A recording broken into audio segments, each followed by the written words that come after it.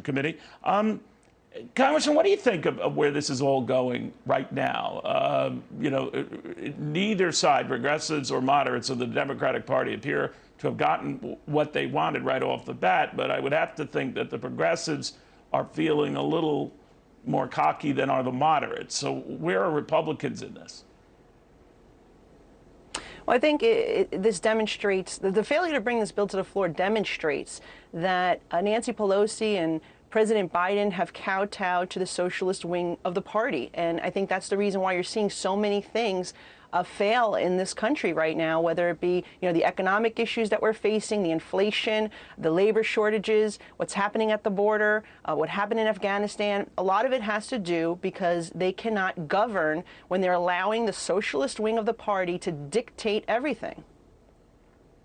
So for Republicans, the president made a reference to approaching debt ceiling, and the fact that technically we run out of money as a country on October 18th. I know there's wiggle room there, but when he said they do the right thing, what do you think he was saying?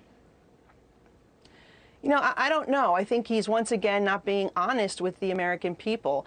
Look, there was an extender that was passed which carried the President Trump budget forward for a couple of months to hold things over. The real issue becomes, where are they going to go with this $3.5 trillion package?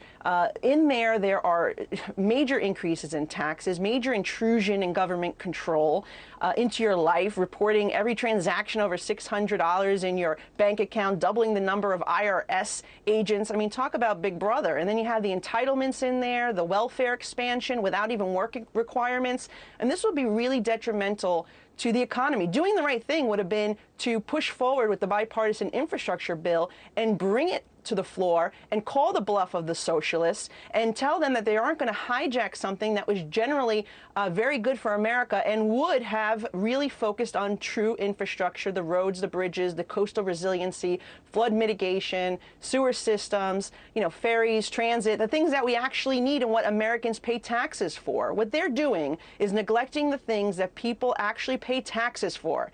National security, public safety, look what they're doing at the border and the defund the police movement. They're neglecting these things that people expect in return for tax dollars, and they're moving down a path of socialism, which is extraordinarily detrimental and will change the course of this country forever if they are successful. We have to stop it.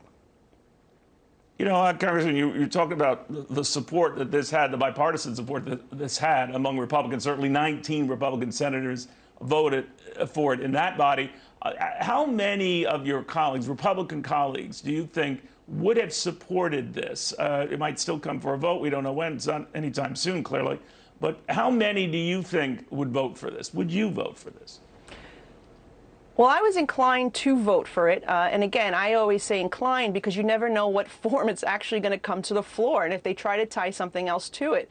I would say that you probably had somewhere between a dozen or 2 dozen Republican votes in hand. And I think that was part of President Biden's failure here to not reach out to the Republicans to confirm how each of us was going to vote, to see if they had the votes to make up for the socialist squad and the progressives holding back. And again, you can't call it a bipartisan infrastructure bill if it doesn't get bipartisan votes. And so I think that was a real mistake on behalf of the president, but shows once again that he wasn't honest with the American people when he said he wanted to work in a bipartisan fashion. Instead, they're allowing the socialists to drive the bus.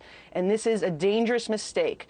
The things that they're proposing, I mean, you can point to many countries around the world, including Venezuela, which Hugo Chavez had a lot of those same initiatives, socialized medicine, as well as free education in his platform. And now look, 75% of Venezuela is in extreme poverty as a result. You just run out of other people's money. All right, we'll watch it very closely. Congresswoman Malliotakis of New York.